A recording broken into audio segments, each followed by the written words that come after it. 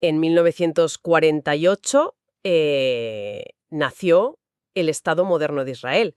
Y, a ver, para cualquier analista de geopolítica, la lectura de ese momento pues es bastante clara, ¿no? Claro. Ven resoluciones de la ONU, ven diplomacia de posguerra. Exacto, o sea, un entramado súper complejo de intereses internacionales, un proceso puramente terrenal, pero, y aquí es donde la cosa se pone interesante, hay millones de personas que miran exactamente ese mismo evento histórico y no ven decisiones políticas, ven el tic-tac de un reloj divino. Ajá. Ven un contrato de propiedad que se redactó en el libro del Génesis y que se está cumpliendo pues en tiempo real milenios después. Es que el contraste es abismal. Pasamos de intentar entender el mundo a través de tratados y mapas trazados en despachos a intentar entenderlo a través de la exégesis. Ya. O sea, la interpretación profunda de textos sagrados antiguos. La historia moderna ya no es solo política, se convierte literalmente en teología aplicada. Madre mía, es que es tela. Y esa es precisamente la misión de nuestra inmersión profunda de hoy. Vamos a desentrañar dos posturas teológicas diametralmente opuestas que, de manera fascinante, nacen de los mismos textos bíblicos. Eso es. Tenemos sobre la mesa apuntes muy detallados de un guión documental que se titula El reloj de Dios o El espíritu de la promesa, junto con, un texto analítico complementario llamado ¿Es Israel el reloj de Dios? Ujú. Y a través de estas fuentes vamos a contraponer la perspectiva del dispensacionalismo frente a la perspectiva apostólica. A ver, ambas perspectivas intentan responder a una pregunta que es fundamental. ¿A quién pertenecen las promesas hechas en la antigüedad? Y sobre todo, ¿cómo se materializan en el mundo real de hoy? Claro. Y las conclusiones a las que llegan son tan pero tan distintas que configuran visiones del mundo que son completamente irreconciliables. Totalmente. Pero, a ver, un inciso vital antes de arrancar con el análisis de los textos.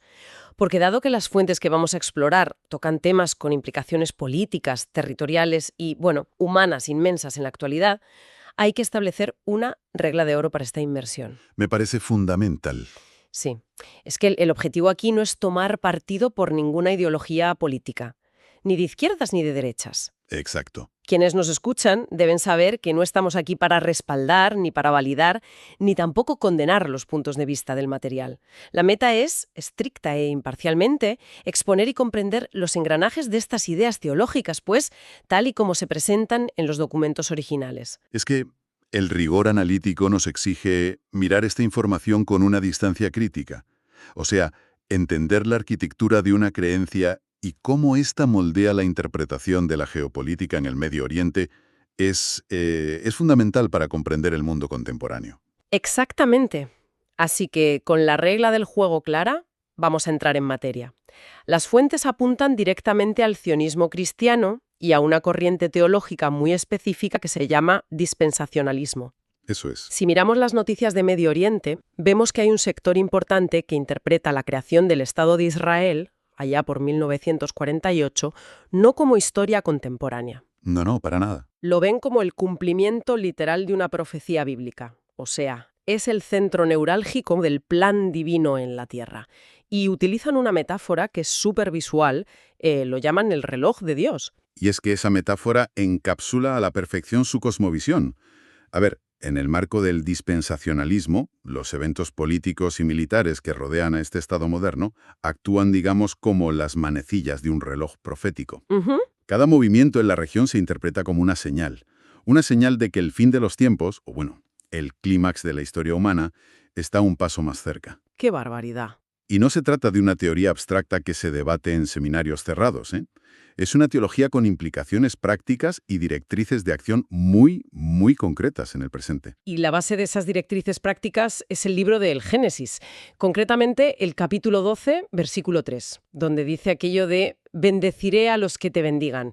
Leyendo las notas veo que esta corriente interpreta este pasaje como un mandato contemporáneo de política exterior. Literalmente. Se asume que existe una obligación moral, espiritual e incluso económica de, apoyar incondicionalmente a este Estado moderno para asegurar el favor divino. Claro, o sea, se ve como un imperativo categórico. Es que, leyendo esto, a mí me da la sensación de que el dispensacionalismo aborda los textos antiguos como si Dios hubiera firmado dos contratos VIP totalmente paralelos desde el principio de los tiempos. A ver, explícame eso de los contratos VIP. Pues por un lado habría un contrato inmobiliario literal para la nación de Israel, con sus fronteras físicas, un reino terrenal, todo muy palpable. Y por otro lado, un contrato completamente distinto para la Iglesia, centrado en promesas que son únicamente espirituales. Pues mira, esa analogía es perfecta. La separación radical entre Israel y la Iglesia es el pilar central del dispensacionalismo. Ya. Esta escuela teológica argumenta que Dios tiene efectivamente dos pueblos distintos y con destinos y promesas que, ojo, nunca se cruzan ni se mezclan. O sea, van por carriles separados. Exacto. Y al mantener esa separación, aplican las escrituras de propiedad de la antigüedad, me refiero a las promesas de tierras hechas a Abraham, directamente a una entidad política moderna. El regreso geográfico y, la soberanía sobre un territorio físico se convierten en requisitos ineludibles para que ese programa profético del que hablábamos avance. Claro, a ver, si lees el texto bajo esa lente, asumiendo que es un contrato de tierras a perpetuidad, pues tiene toda la lógica interna del mundo concluir que 1948 es el momento en que, se entregan las llaves de la propiedad, ¿no? Claro, todo encaja perfectamente en su propio marco conceptual. Pero el problema, o más bien donde el guión da un giro espectacular, es cuando las fuentes nos llevan al Nuevo Testamento. Entramos en lo que los documentos denominan el giro apostólico, y de repente, pues parece que las reglas de ese contrato que hablábamos cambian por completo. Es que el Nuevo Testamento, y muy específicamente las cartas del apóstol Pablo, proponen una relectura radical de los textos antiguos. La perspectiva apostólica no es que añada un anexo al contrato original. No. Es que reinterpreta la naturaleza misma de las promesas. Desafía esa lectura literal y territorial del dispensacionalismo desde su misma raíz gramatical. Y aquí es donde nos adentramos en la carta a los Gálatas, el capítulo 3, y de verdad que esta parte de la historia me parece asombrosa. Es fascinante. Porque estamos hablando de que toda una visión geopolítica a nivel mundial, una visión que mueve muchísimo dinero, muchísima influencia e infinidad de decisiones políticas hoy en día, parece desmontarse por una cuestión de sintaxis. Por una sola letra. Por una sola letra. Es increíble. El debate pivota sobre si una palabra está en singular o en plural. A ver, el análisis exegético que hace Pablo de Tarso en Gálatas 3, versículo 16, es el centro de esta colisión teológica. Pablo ofrece lo que sería la interpretación autorizada de la promesa original hecha a Abraham en el Génesis. Ajá. Y subraya, con una precisión de cirujano, que el texto original no hace la promesa a las simientes en plural. Singular, dice, a tu simiente. Eso es. Y de esa pequeña distinción gramatical, Pablo extrae una conclusión que es tajante y definitiva. Esa única simiente es la persona de Cristo. O sea que no es una pluralidad de descendientes. No es una etnia específica y desde luego no es una nación. Pero a ver, detengámonos un momento aquí para analizar la magnitud de este giro. Porque si Dios hizo una promesa literal de tierra en el Génesis, ¿no es una maniobra muy forzada por parte de Pablo aparecer siglos después y decir que, por un tecnicismo gramatical, la promesa ya no es para un país, sino para una sola persona? Es una pregunta buenísima. Es que ¿cómo se justifica este salto sin que parezca que se está reescribiendo la historia para que encaje a la fuerza con la nueva narrativa cristiana? Pues mira, esa es la tensión central entre las dos posturas. Para el dispensacionalismo, efectivamente, parece una reescritura que vacía totalmente de sentido la promesa original de la tierra. Claro. Pero desde la perspectiva apostólica, Pablo no está buscando un resquicio legal ni un tecnicismo. Está revelando el propósito original que, según él, siempre estuvo latente ahí. Ya veo. La verdadera intención divina siempre apuntó a una culminación espiritual en Cristo. Al concentrar toda la historia de Israel en esa persona singular de Cristo, Pablo redefine quién es el heredero legítimo. Y claro, al redefinir al heredero, pues se dinamitan las bases de lo que significa heredar en primer lugar. Revisando los apuntes sobre Gálatas, el texto establece unas nuevas reglas del juego, por así decirlo, que las fuentes dividen en 3 pilares clarísimos. Exacto. 3 pilares fundamentales. El primer pilar asegura que la herencia ya no es la tierra, sino el espíritu. Basándose en Gálatas 3:14, la bendición de Abraham pierde por completo sus coordenadas GPS. O sea, ya no se puede medir en kilómetros cuadrados. Y ese cambio de una herencia material a una inmaterial es profundísimo. Recibir el Espíritu Santo se convierte en la prueba tangible, la única prueba de ser parte de la promesa. Ujú. La posesión de un territorio que esté delimitado geográficamente queda totalmente relegada frente a la recepción de una realidad espiritual que, bueno, que no entiende de mapas ni de fronteras geopolíticas. Analizando esta transición de la tierra al espíritu, a mí me da la impresión de que es como si la humanidad hubiera estado operando bajo la creencia de que iba a heredar las escrituras físicas de un terreno local, un terrenito rodeado por vallas. Sí, Y de repente, la interpretación apostólica dictamina que la herencia nunca fue un solar físico. O sea, la herencia es el acceso universal a una red en la nube.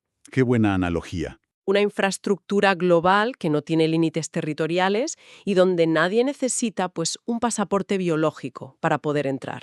Es que esa imagen de la red en la nube captura a la perfección la transición de lo local a lo global. Porque piénsalo, si la herencia cambia de un pedazo de tierra delimitado a una realidad universal inmaterial, el requisito de entrada también tiene que cambiar de forma radical, Lógico. lo cual nos conecta de forma directa con el segundo pilar apostólico. La filiación es por fe, no por sangre. Y este segundo pilar, que se basa en Gálatas 3:7, a mí me parece el más disruptivo sociológicamente hablando, porque Pablo descarta la biología y la genealogía de un plumazo. Totalmente. Traslada todo el peso de la identidad a la fe en Cristo. Pero a ver, yo me pregunto, ¿cómo logró sostener este argumento en una cultura y una época donde el linaje, la sangre y la ascendencia lo eran, bueno, literalmente todo? Pues con muchísima resistencia, claro. En el siglo I, afirmar que los verdaderos hijos de Abraham no son los descendientes biológicos, sino aquellos que comparten su fe, era una provocación intelectual y social inmensa. Ya me imagino, menudo escándalo. Pablo argumenta que lo que hizo justo Abraham en primer lugar no fue su código genético, sino su confianza en la promesa de Dios. Por lo tanto, cualquiera que ejerza esa misma confianza entra directamente en la genealogía espiritual. Claro, la sangre pierde su peso teológico. Exacto. Desmantela cualquier exclusividad étnica o nacional sobre el favor divino. Qué fuerte. Y esto nos lleva entonces al tercer y último pilar de esta estructura apostólica, que retoma aquel famoso Génesis 12:3 del que hablábamos antes. Ese versículo que decía, en ti serán benditas todas las naciones. Sí, el mismo que el dispensacionalismo lee como una directiva de política exterior contemporánea. Exacto. Pero aquí la exégesis apostólica le da un nombre completamente distinto. Lo llama el protoevangelio. El protoevangelio. Fíjate que el prefijo proto indica un primer modelo, un anuncio anticipado. La lectura apostólica lo que sostiene es que cuando el Génesis habla de bendecir a todas las naciones, no está hablando ni de prosperidad diplomática ni de alianzas militares. Entonces, Está anunciando el evangelio por adelantado. O sea, está profetizando que, en el futuro, Dios justificaría a los gentiles, es decir, a todas las naciones no judías a través de la fe. La bendición es la salvación misma, extendida a toda la humanidad sin importar su origen. bueno. Así que hemos desmontado y reconstruido el qué y el quién de la promesa. La herencia pasó de la tierra al espíritu y los herederos pasaron de un linaje biológico a una comunidad basada puramente en la fe. Así es. Ahora nos queda encajar la última pieza del rompecabezas, que es quizá la que mayor choque produce cuando analizas las fuentes: el cuándo. El momento histórico exacto en el que cada perspectiva sitúa el gran cumplimiento de todas estas promesas. Claro, es que alterar la naturaleza de la promesa obliga irremediablemente a desplazar el momento de su cumplimiento. Como señalamos al principio de la inmersión, el dispensacionalismo y el cionismo cristiano apuntan con muchísima firmeza al año 1948. Ujú.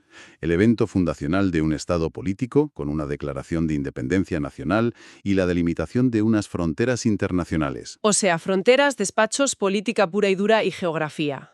Ese es el clímax para el dispensacionalismo. Exactamente. Pero la otra cara de la moneda, la perspectiva apostólica, argumenta que buscar el cumplimiento en 1948 es mirar en la dirección equivocada y sobre todo buscar demasiado tarde en el tiempo. Demasiado tarde, sí. Porque afirman que el verdadero hito, el cumplimiento definitivo, ocurrió casi 2000 años antes, durante el evento de Pentecostés. Y aquí es donde noto una inmensa disonancia entre ambos enfoques. A ver, Porque, 1948 trata de levantar fronteras nacionales, mientras que Pentecostés trata sobre el descenso del Espíritu Santo sobre personas de muchísimas naciones, rompiendo precisamente las barreras del idioma y la nacionalidad. es que lo has clavado. La elección de Pentecostés como el cumplimiento supremo no es nada casual. En la narrativa bíblica, Pentecostés representa la confirmación histórica y, digamos, palpable de esa misión universal. Claro. Es el momento en que la promesa de Abraham, redefinida como la recepción del Espíritu Santo, cruza por fin las fronteras de Israel y se derrama sobre diversas etnias. La bendición deja de estar anclada a un punto geográfico muy específico del Medio Oriente para volverse un fenómeno que es verdaderamente global. O sea que la promesa original consistía en la vida de Dios habitando dentro del ser humano, no en la formación de una estructura política y gubernamental en pleno siglo XX. En la visión apostólica, pretender que la promesa culmina en la creación de un Estado-nación contemporáneo sería como volver de tu analogía de la red global en la nube para pelear de nuevo por las escrituras de aquel pequeño terreno vallado inicial. Ya. ¿Qué pasó atrás? Totalmente. Implicaría revertir el progreso teológico que va de la sombra, como decíamos antes, a la realidad materializada en Cristo y su impacto universal. Y esto me genera una pregunta ineludible sobre el impacto psicológico y práctico que todo esto tiene en el día a día de la gente. O sea, ¿cómo se transforma la visión del mundo de una persona cuando su teología la empuja a dejar de mirar un mapa geográfico para buscar el cumplimiento de una profecía? Y en su lugar se enfoca en un evento global sin fronteras que ya sucedió en el pasado. Pues la transformación de la cosmovisión es absoluta y sobre todo moldea de una forma muy potente la manera de consumir e interpretar la realidad. A ver, explícame eso. Pues mira, quien mantiene la mirada fija en el mapa geopolítico bajo esa lente del dispensacionalismo vive en un estado de alerta constante. Su teología necesita sí o sí la confirmación de los titulares de prensa. Claro, necesitan ver noticias. Exacto. Cada tratado de paz, cada movimiento militar y cada alianza en el Medio Oriente se escruta buscando la validación de que el reloj de Dios sigue avanzando hacia el final. La urgencia geopolítica es máxima, porque el territorio físico es vital para sostener su narrativa de la historia. Ya es vivir mirando el reloj constantemente. Y sin embargo, asumir que el clímax ya ocurrió en Pentecostés, pues tiene que rebajar esa tensión política de una manera radical. Por completo. Si el cumplimiento ya se dio de forma universal y espiritual hace 2 milenios, la urgencia de defender o de establecer fronteras físicas desaparece del horizonte teológico. Claro. La atención se desplaza de la defensa territorial de un Estado-nación muy específico hacia la expansión de un mensaje espiritual que es integrador. Se abandona esa mentalidad de trinchera geográfica, digamos, para adoptar una visión global donde la pertenencia se define por la fe compartida. La geopolítica entonces vuelve a ser solo geopolítica y no el tablero de ajedrez de la divinidad. Es que es asombroso cómo la lente exegética con la que decides analizar un texto escrito hace miles de años se convierte literalmente en el filtro automático a través del cual lees el periódico de hoy. Es el cristal con el que se mira el mundo, sí. Bueno, hemos realizado una inmersión profunda y muy compleja hoy, así que vamos a recapitular un poco los grandes hitos de este viaje a través de los documentos. Por un lado, hemos visto la escuela del dispensacionalismo, que opera con una lente estrictamente literal. Una visión que requiere contratos separados para Israel y para la Iglesia y que señala el establecimiento del Estado moderno en 1948, con sus fronteras físicas bien definidas, como la prueba viviente del reloj de Dios. Eso es. Y frente a esa visión tan material y territorial, hemos desglosado la maquinaria de la perspectiva apostólica que está anclada en el capítulo 3 de Gálatas. Ajá. Una perspectiva que altera todos los factores de la ecuación. La simiente, en plural, se convierte en la persona singular de Cristo. La herencia de la tierra física se transforma en la recepción del Espíritu Santo, y el punto culminante de la historia se desplaza de esa declaración de independencia de 1948 al evento espiritual global y sin fronteras de Pentecostés. Y a ver, para quienes nos escuchan, llegar a este nivel de detalle no es un simple pasatiempo para debatir sobre gramática antigua. Entender la fricción tectónica que hay entre estas dos posturas teológicas es la llave maestra para decodificar por qué millones de personas en todo el mundo interpretan las crisis internacionales de manera tan, pero tan dispar. Totalmente de acuerdo. Es comprender la motivación profunda que guía votaciones, que guía decisiones de política exterior y la forma en la que se asimila toda esa compleja historia del Medio Oriente contemporáneo. Es que la capacidad de analizar los textos sagrados y sus múltiples interpretaciones revela que las ideas son las verdaderas fuerzas que moldean las fronteras y las acciones de los seres humanos. Un texto milenario no es una reliquia inactiva en un museo, es una arquitectura conceptual que sigue definiendo nuestro presente con una fuerza que es abrumadora. Un verdadero motor de la historia que, la verdad, muchas veces pasa desapercibido bajo todo el ruido de las noticias de última hora. Sin duda. Y bueno, para concluir este análisis a fondo, hay una idea que subyace en todo lo que hemos explorado hoy y que creo que merece una buena reflexión posterior. Hemos analizado cómo textos fundacionales pueden leerse de maneras que provocan resultados diametralmente opuestos. Una lectura justifica el levantamiento de fronteras y el apoyo a un estado geopolítico, mientras que la otra lectura busca derribar cualquier barrera territorial apelando a un concepto universal de fe. Exacto. Y todo este choque monumental de visiones del mundo, de alguna manera encuentra su punto de inflexión en la interpretación de una sola palabra. Una simiente frente a unas simientes. Un simple cambio del plural al singular. Es que es un detalle gramatical diminuto que ejerce un impacto geopolítico y sociológico incalculable. Así que la pregunta provocativa que queda hoy sobre la mesa para nuestra audiencia es esta. Si una sola letra en un pergamino milenario tiene el poder de alterar el destino, de justificar acciones políticas y de influir en cómo millones de personas entienden la geografía y la fe humana en pleno siglo XXI, ¿qué otras grandes verdades inamovibles de la historia, de la filosofía o de nuestras propias estructuras culturales podrían estar esperando a ser reinterpretadas por completo, simplemente deteniéndonos a analizar una palabra olvidada o mal traducida en un texto fundacional? Menuda reflexión para darle una vuelta a la verdad. Ahí queda esa idea para seguir dándole vueltas. Ha sido un desafío apasionante diseccionar toda esta complejidad detrás de las fuentes de hoy.